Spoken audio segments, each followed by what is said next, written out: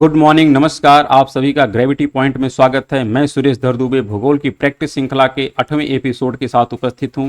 यह प्रैक्टिस श्रृंखला विशेष तौर पर टीजीटी, पीजीटी, यूजीसी एवं असिस्टेंट प्रोफेसर 2023 को ध्यान में रख करके तैयार की गई है। चैनल को सब्सक्राइब, लाइक एवं शेयर करने के लिए आप सभी का धन्यवाद। यदि आपने अभी तक चैनल को सब्सक्राइब नहीं किया है तो चैनल को आप सब्सक्राइब करें, चैनल को लाइक करें और इसे प्रमोट करें, जिससे प्रत्येक वीडियो की नोटिफिकेशन आप तक सबसे पहले पहुँच सके। आज की जो प्रैक्टिस श्रृंखला है, इसके अंतर्गत भारत की पहाड़ियाँ एवं नदियों से संबंधित रखने वाले प्रश्नों की चर्चा पुनः की जाएगी, क्योंकि इस पर बहुत प्रकार के प्रश्न भारत के भूगोल में पूछे जाते हैं। तो आइए डिस्कस करते हैं इस पर। लेकिन उससे पूर्व एक हम कल के एपिसोड का प्रश्न देखते हैं, क्योंकि यहाँ पर हमको कुछ डाउट था, इसलिए हमने वहाँ पर डिस्कस किया था।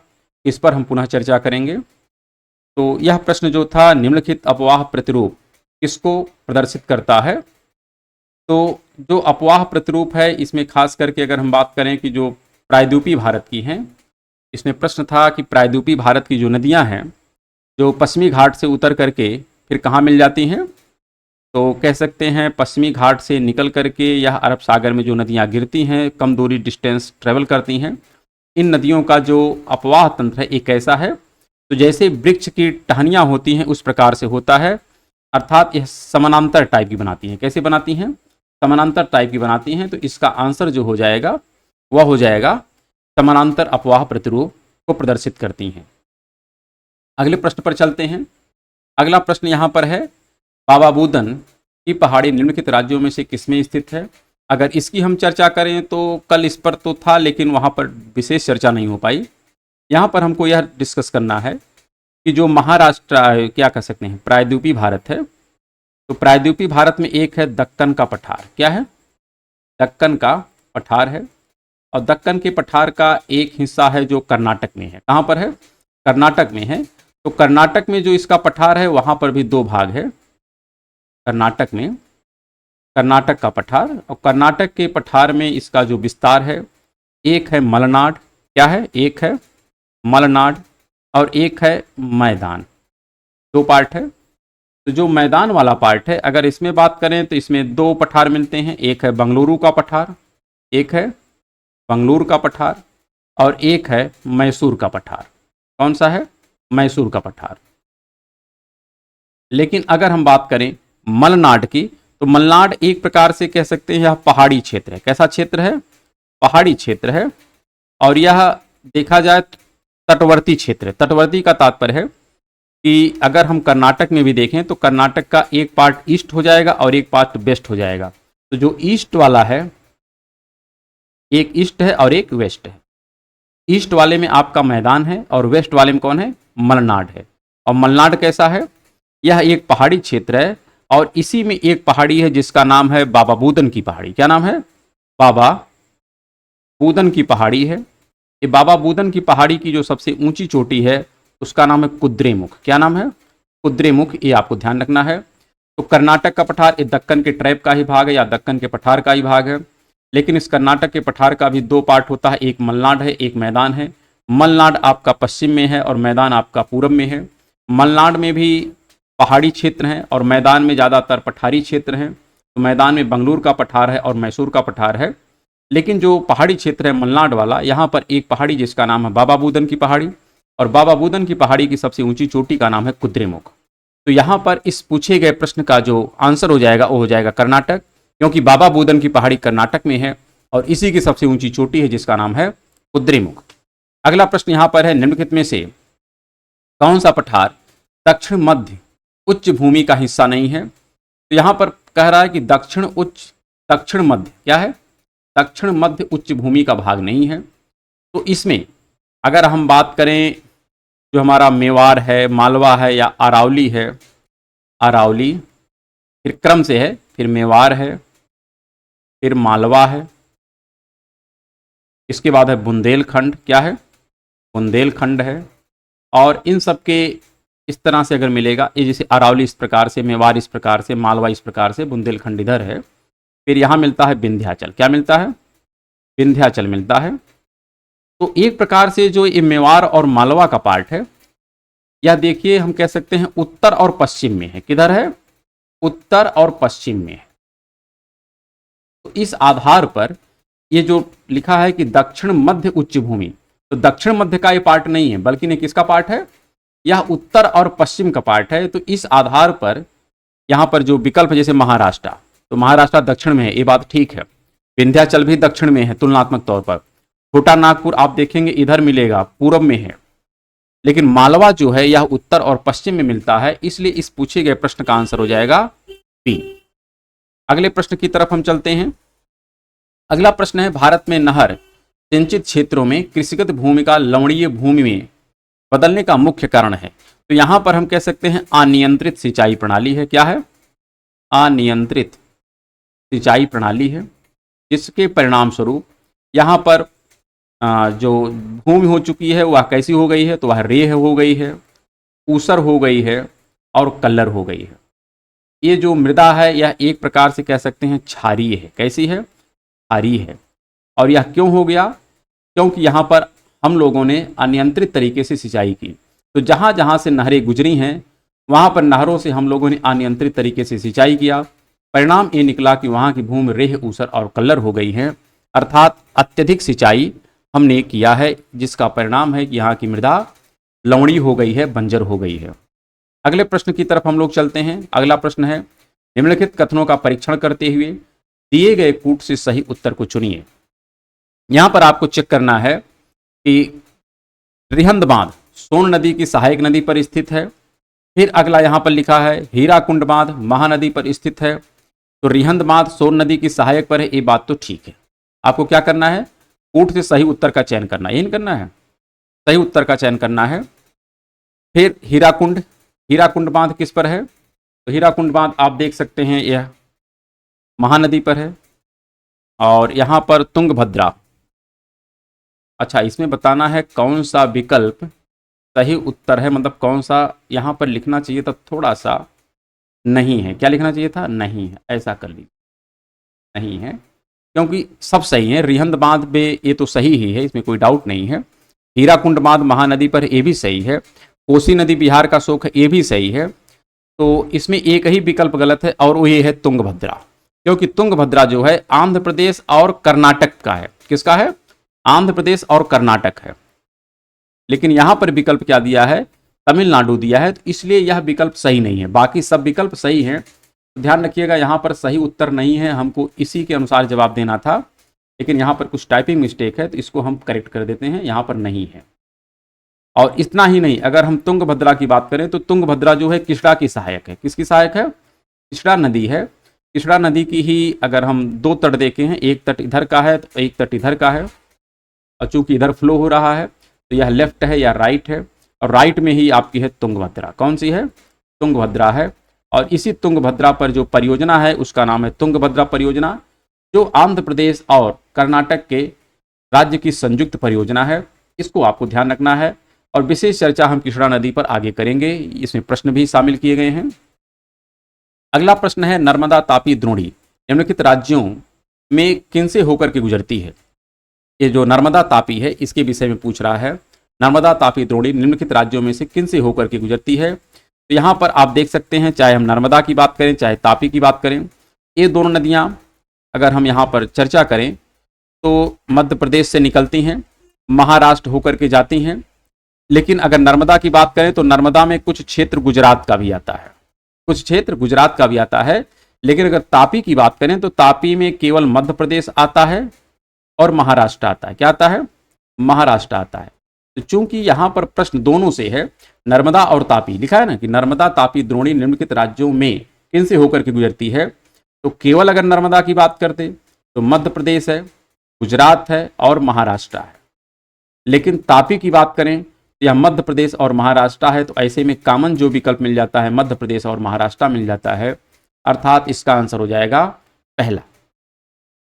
अगले प्रश्न पर चलते हैं, चंबल नदी निम्नलिखित राज्यों के किस समूह से होकर के गुजरती है। अब चंबल नदी के विषय में यहाँ पर प्रश्न पूछा है। अगर हम चंबल की बात करें तो चंबल नदी जो है कह सकते हैं यह यमुना नदी की सहायक है। किसकी है, यमुना की सहायक है। इधर से यमुना नदी आती है जो प्रयाग में आकर के गंगा नदी में मिल जाती है। तो यह चंबल नदी किसकी सहायक है, यमुना की सहायक है। और ये कहाँ से निकलती है, अगर इसके विषय में प्रश्न पूछा जाए तो बहुत बेसिक है। यहाँ पर देखिए विंध्याचल की पहाड़ी है, विंध्याचल की पहाड़ी में ही एक है यहाँ पर स्थान जिसका नाम है जना पाव की पहाड़ी। क्या नाम है? जना पाव की पहाड़ी है। इस जना पाव की पहाड़ी से निकलती है आपकी यह चंबल नदी, और यहाँ पर स्थान जो है इसको कहते हैं मऊ कैंट। क्या कहते हैं? मऊ कैंट कहते हैं। और यहाँ पर अंबेडकर जी का जन्म स्थल है, ये भी आपको ध्यान रखना है। और इसी चंबल की एक सहायक नदी है जिसका नाम है बनास। क्या नाम है? बनास। और ये जो बनास नदी है यह माउंट आबू जो अरावली की एक पर्वत चोटी है, पर्वत चोटी क्या इसकी एक पहाड़ी है, वहां से निकलती है बनास नदी। और इसी चंबल की एक और सहायक नदी है जिसका नाम यहाँ पर देख सकते हैं काली सिंध है। क्या है? काली सिंध है। और ये जो काली सिंध है यह मालवा के पठार से निकलती है। कहाँ से निकलती है? मालवा के पठार से निकलती है। और मालवा के पठार में भी अगर स्थान की हम बात करें तो यहाँ पर स्थान है बागली देवास। क्या नाम है? बागली देवास से निकलती है, ये आप क्लियर रखिए। तो इतनी सारी जानकारी यहाँ पर है कह सकते हैं चंबल नदी के विषय में। और गुजरती कहाँ कहाँ से है? तो उत्तर प्रदेश, ठीक है। यहाँ पर गुजरात नहीं है तो इस आधार पर गलत हो जाएगा। उत्तर प्रदेश ठीक है। मध्य प्रदेश से निकलती है बागली देवास से, और राजस्थान को टच करते हुए ये जाती है। तो इस आधार पर हम कह सकते हैं इसका उत्तर हो जाएगा बी, उत्तर प्रदेश, मध्य प्रदेश और राजस्थान। कहाँ से निकलती है? बागली देवास से निकलती है। कौन नदी? काली सिंध नदी। जबकि चंबल कहाँ से निकलती है? तो यहाँ पर जना पाव की पहाड़ी है, जना पाव की पहाड़ी से निकलती है। जना पाव पहाड़ी कहाँ है? इस विंध्याचल के पार्ट में है। और मऊ कैंट एमपी का पार्ट है जहाँ से यह नदी निकलती है। और इसी नदी में एक नदी आके सहायक मिलती है जिसका नाम है बनास। और बनास कहाँ से निकलती है? तो अरावली का एक माउंट आबू पहाड़ी है, उसी माउंट आबू की पहाड़ी का जो सबसे ऊंचा शिखर है उसका नाम है गुरु शिखर, गुरु शिखर से निकलती है। ये सारे तथ्य हैं इसके संबंध में जहाँ से प्रश्न के पूछे जाने की संभावना बनी रहती है। और यहीं पर एक नदी और है जिसका नाम देखिए, यहाँ पर जो काली सिंध है या तो चंबल की सहायक है, लेकिन यमुना की एक और सहायक है जिसका नाम है सिंध। क्या नाम है? सिंध। तो काली सिंध तो चंबल की सहायक है, लेकिन सिंध की बात करें तो सिंध डायरेक्ट यमुना की सहायक है। किसकी सहायक है? यमुना की सहायक है। यह भी मालवा के पठार से निकलती है। और कहां से निकलती है? तो विदिशा से निकलती है। सिंध जो है मालवा के पठार विदिशा से निकलती है, जबकि काली सिंध जो चंबल की सहायक है यह मालवा के पठार के बागली देवास से निकलती है। चंबल नदी जो है ये कहां से निकलती है? तो विंध्याचल के यहाँ पर जना पाव की पहाड़ी से निकलती है, जो एमपी का मऊ कैंट है जहाँ पर अंबेडकर जी का जन्म स्थल है।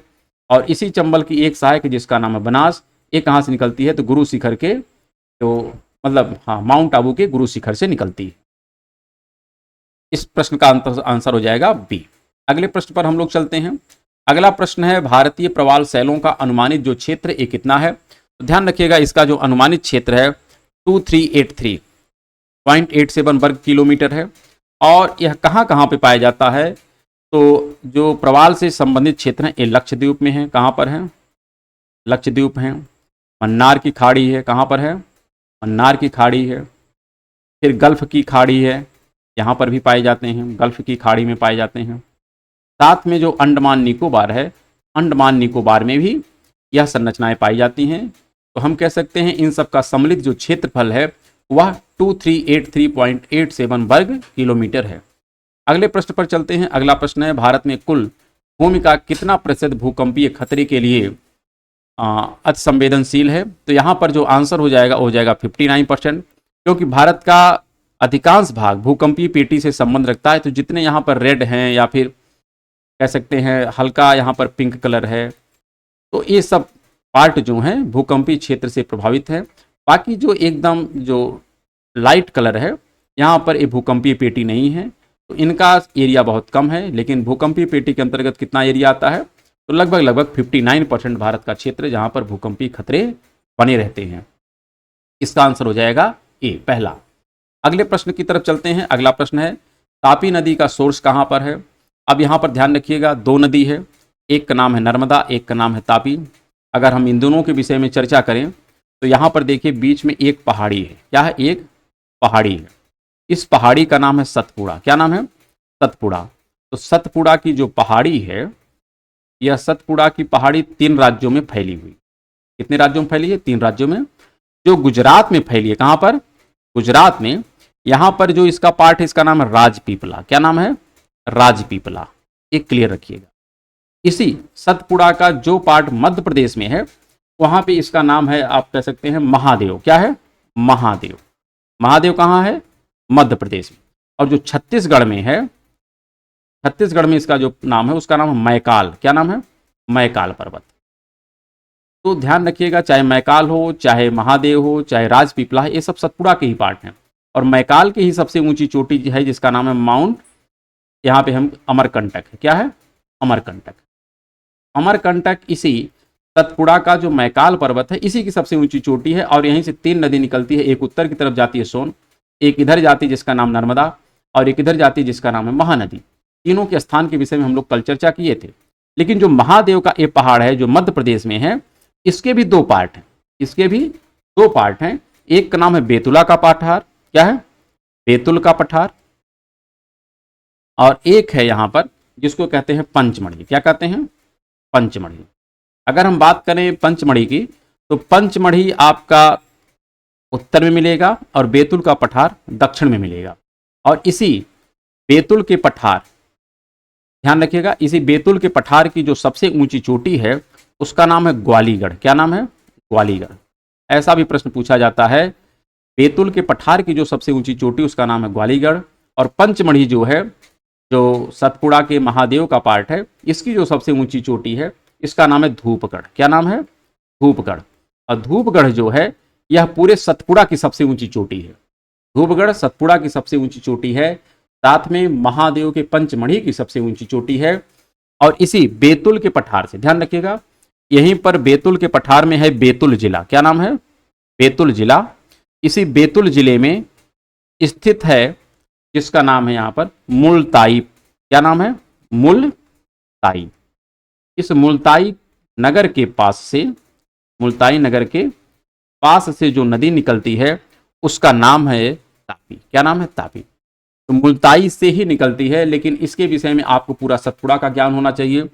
सतपुड़ा के उत्तर वाले पार्ट से नर्मदा गुजरती है और इसी सतपुड़ा के दक्षिण वाले पार्ट से यहाँ से तापी निकलती है। लेकिन जो नर्मदा है यह कहाँ से निकलती है? यह अनूपपुर से निकलती है। और जो तापी नदी है ये कहाँ से निकलती है? मुलताई नगर से। मुलताई नगर कहाँ पे है? बेतुल जिला में है। और बेतुल एक पठार भी है महादेव का, और एक पंचमढ़ी भी है। पंचमढ़ी की सबसे ऊंची चोटी का नाम है धूपगढ़। तो इस प्रकार से प्रश्नों के माध्यम से हम कुछ अन्य बिंदुओं की भी चर्चा कर रहे हैं। इसको भी आपको ध्यान में रखना है कि जिससे प्रश्न तो एक रहे लेकिन इसके आधार पर हम कई अन्य तथ्यों को भी समझ सकें। अगले प्रश्न की तरफ हम लोग चलते हैं। अगला प्रश्न है, लूनी नदी कहाँ गिरती है? अगर हम लूनी नदी की बात करें तो यहाँ पर आप देखिए अरावली पर्वत है। अरावली पर्वत के इस वाले तट से एक नदी निकलती है जिसका नाम है लूनी नदी। और यह लूनी नदी जहाँ से निकलती है, अगर उसके विषय में, ये कहाँ गिरती है पहले तो ध्यान रखिएगा। ये गिरती जहाँ पे है उसका नाम है कक्षकारण। क्या नाम है? कक्षकारण। कच्छ के रन में एक गिर जाती है और यही प्रकार से कह सकते हैं यहाँ पर आकर सूख जाती है। यह सागर में नहीं मिल पाती है, कच्छ के रन में ही समाप्त हो जाती है, अर्थात यह अरब सागर में जाकर के नहीं मिलती है।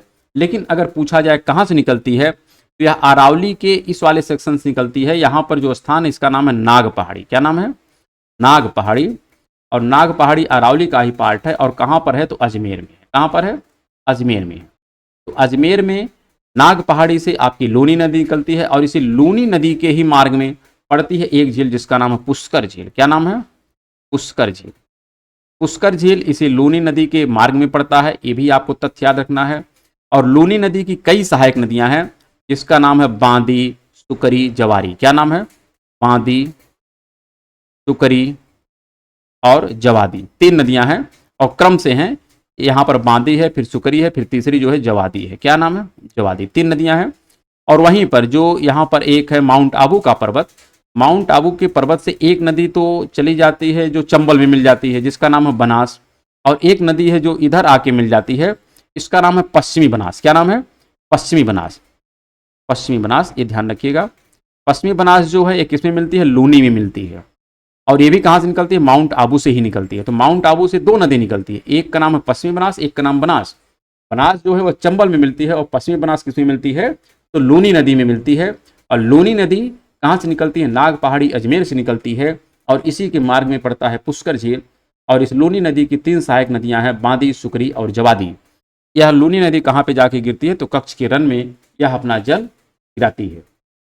अगले प्रश्न की तरफ हम लोग चलते हैं। इसका आंसर हो जाएगा कह सकते हैं उपर्युक्त में से, यहाँ पर डी हो जाएगा, उपर्युक्त में से कोई नहीं, क्योंकि कहाँ गिरती है, कक्ष के रन में गिरती है। ये आपको क्लियर रखना है। अगले प्रश्न की तरफ चलते हैं। लिखा है गंगा का डेल्टा निम्न में से किस प्रकार के डेल्टा के उदाहरण है। तो अगर गंगा के डेल्टा की हम बात करें तो यह डेल्टा चापाकार है। कैसा है, चापाकार है। अगर चापाकार को हम बात करें तो इसको कहते हैं ग्रोइंग डेल्टा। क्या कहते हैं, ग्रोइंग डेल्टा का भी नाम देते हैं, ये आपको क्लियर रखना है। इसे कहते हैं ग्रोइंग डेल्टा। और अगर हम इसमें अन्य नदियों की बात करें तो इसमें नील नदी आती है, नील का भी इसी प्रकार के है। फिर हम कह सकते हैं कांगो है, कांगो भी इसी टाइप से है। राइन नदी जो यूरोप की है ये भी इसी टाइप की है। इंडस नदी है ये भी इसी टाइप से है। फिर यहाँ पर बोलगा है ये भी इसी टाइप की है। ये सभी नदियाँ चापाकार डेल्टा बनाती हैं। लेकिन और डेल्टाओं की अगर हम बात करें, एक डेल्टा मिलता है जिसको कहते हैं ज्वार नदमुख। क्या कहते हैं, ज्वार नदमुख। और ज्वार नद जो मुख होता है यह एस्चुरी बनाता है, जिसके अंतर्गत नर्मदा है, तापी है, ये सब नदियाँ आती हैं जो ज्वार नद मुख बनाती हैं, अर्थात एस्चुरी बनाती हैं। और इसी में आपकी आती है मैकेंजी। कौन आती है, मैकेंजी नदी, जो कनाडा में है। कहाँ पर है, कनाडा में है। ये भी ज्वार नदमुखी बनाती है। और एक डेल्टा और बात करें तो वह होता है पंजाकार। क्या होता है, पंजाकार। पंजाकार को ही हम लोग कहते हैं बर्ड फूट डेल्टा, और इसी को कहते हैं फिंगर डेल्टा। इसकी जो सबसे खास करके नदी है उसका नाम है मिसिसिपी। क्या नाम है, मिसिसिपी, जो मैक्सिको की खाड़ी में गिरती है और कहाँ से निकलती है, यूएस से निकलती है। तो यह यूएस के पास है और कहाँ पे गिरती है, तो मैक्सिको की खाड़ी में गिरती है। यह किस प्रकार का डेल्टा बनाती है, तो पंजाकार डेल्टा बनाती है। इसी प्रकार कुछ डेल्टा और हैं जिसके अंतर्गत हम कहते हैं रुंडित डेल्टा है। कैसा है, रुंडित डेल्टा भी है। रुंडित डेल्टा का तात्पर्य है कि जो सागर की लहरें होती हैं वो इस डेल्टा को लगातार काटती रहती हैं, इसलिए हम कहते हैं रुंडित डेल्टा। इसी प्रकार एक डेल्टा होता है जिसको कहते हैं परित्यक्त डेल्टा। क्या कहते हैं, परित्यक्त डेल्टा। परित्यक्त का तात्पर्य है कि नदियां उस डेल्टा को छोड़ चुकी हैं, अर्थात उसको छोड़ती रहती हैं, और इसके अंतर्गत जो आता है उसका नाम है हांगहो। हांगहो जो है या येलो नदी, यह किस प्रकार का डेल्टा बनाती है, तो परित्यक्त डेल्टा बनाती है। लगभग इतने ही डेल्टा हैं जहां से प्रश्न कभी काल पूछे जाते हैं, तो इनको भी आपको ध्यान में रखना है। इस पूछे गए प्रश्न का आंसर हो जाएगा सी, चापाकार डेल्टा गंगा नदी के द्वारा बनाया जाता है। अगले प्रश्न पर चलते हैं। अगला प्रश्न है, निम्नलिखित में कौन भारत में सबसे पूर्व में स्थित है।